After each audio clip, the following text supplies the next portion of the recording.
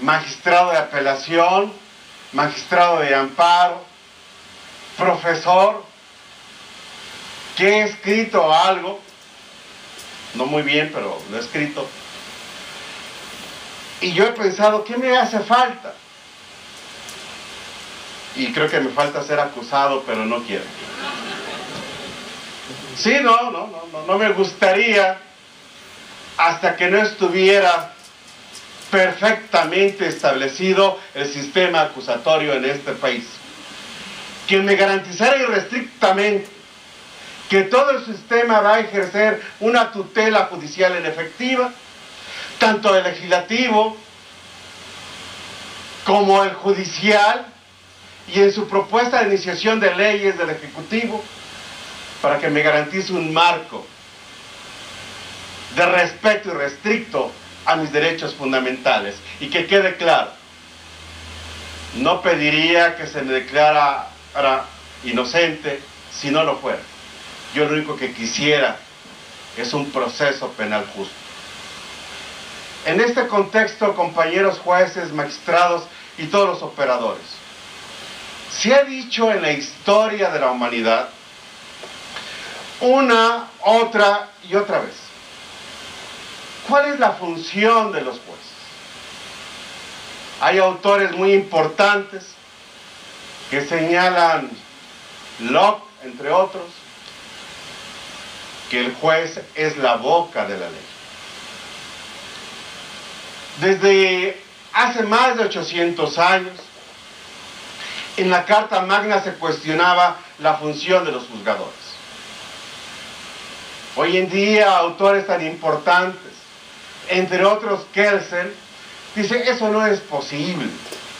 Los jueces no pueden ser únicamente la boca y los obreros de la ley. Los jueces hoy en día necesariamente tienen que ser los artistas de la ley. Aquellos que en cada caso particular, al aplicar la norma, hagan una génesis del derecho y creen derecho. En la jurisprudencia, que surge únicamente para llenar lagunas, después se ha hablado de interpretar normas, y hoy en día se cuestiona en el mundo la facultad y la potestad de la creación de la norma en cada caso particular. La potestad de razonar y de pensar.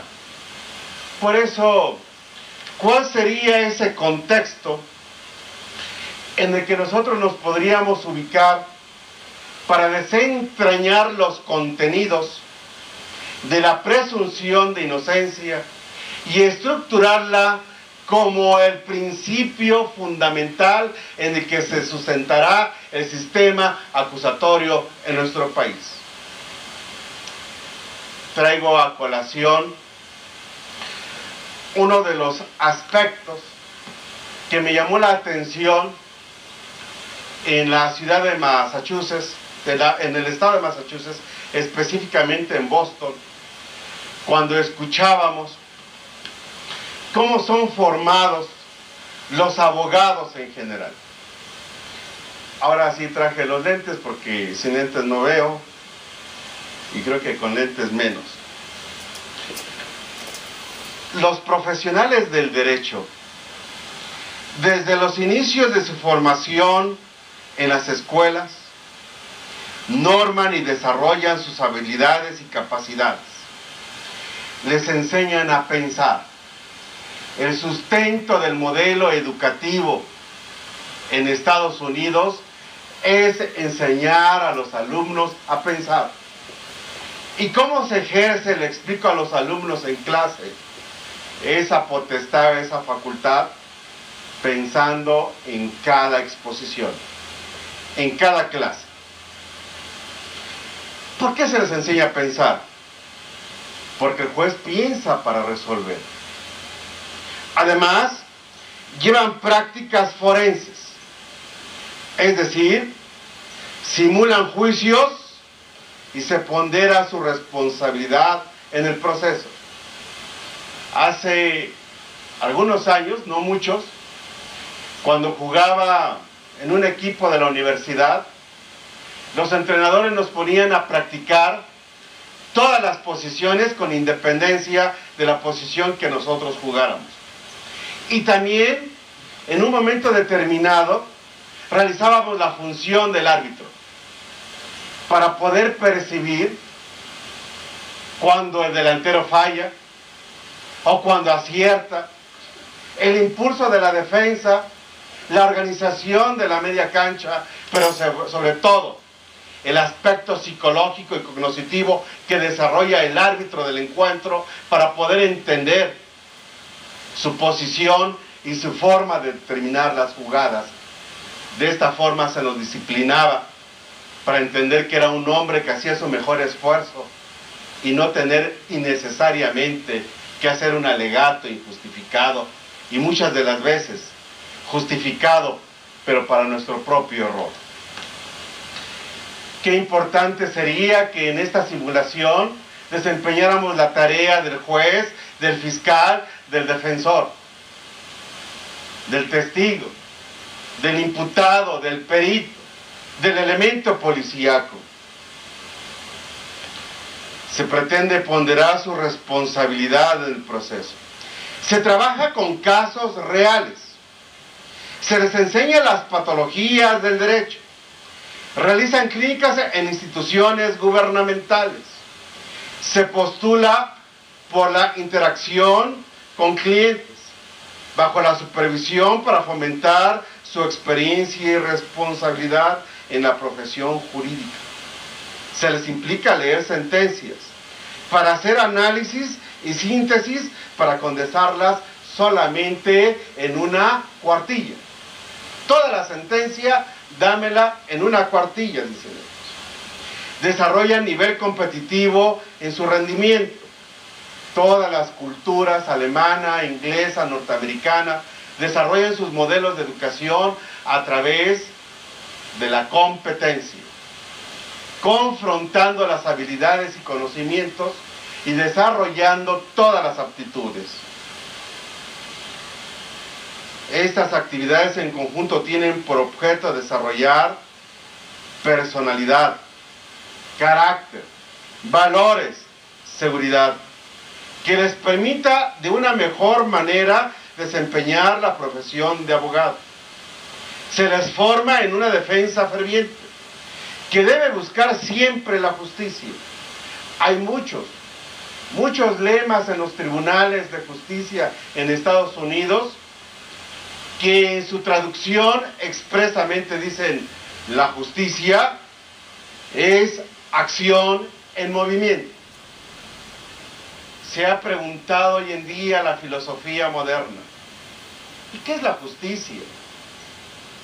Y la filosofía moderna en el ámbito jurídico han tratado de accesar en el planteamiento que es muy complejo y muy difícil poder hacer un concepto de la justicia. Que no es posible decir: mira, aquí te presento a la justicia. Alguien dijo: es que justicia es darle a cada quien lo que es suyo. Y otro le contestó: dos hombres pretenden a una mujer. Los dos se han educado en la mejor familia de la Ciudad de México o de cualquier entidad del país mexicano. Pertenecen a la familia de mayor abolengo, de mayor prestigio, cuyos valores no están a discusión. Se han preparado en México y en el extranjero, y además de tantos atributos como riqueza en todos los sentidos, tienen una virtud que se llama fidelidad. Y entonces la mujer dice: ¿me puedo quedar con los dos? Y el derecho le contesta: no. ¿Sabes por qué no? Porque el matrimonio nada más es entre dos, no entre tres. Y entonces tienes que elegir a uno de ellos. Y el no elegido se voltea y le pregunta a Ulpiano: ¿en qué quedamos, Ulpiano? ¿No que justicia era darle a cada quien lo que es suyo? Y en este contexto, la filosofía jurídica moderna dice: mira, es más tangible. Ahora cambiar el concepto de justicia en sus fines, en sus objetivos. Ser justo, buscar la justicia, es luchar en contra de la injusticia. Y es el nuevo contexto en la filosofía moderna bajo la teoría del realismo, porque es incuestionable y es objetiva la injusticia, dicen algunos de ellos. Por eso dicen en su contexto de lema, la justicia es verdad en acción, que nos lleva a mucha reflexión. Tener la lealtad, es decir, el deber de confidencialidad que deben guardar para con su cliente, pero para ello mantener un deber de franqueza con la corte. Se les instruye sobre la negociación como base del sistema.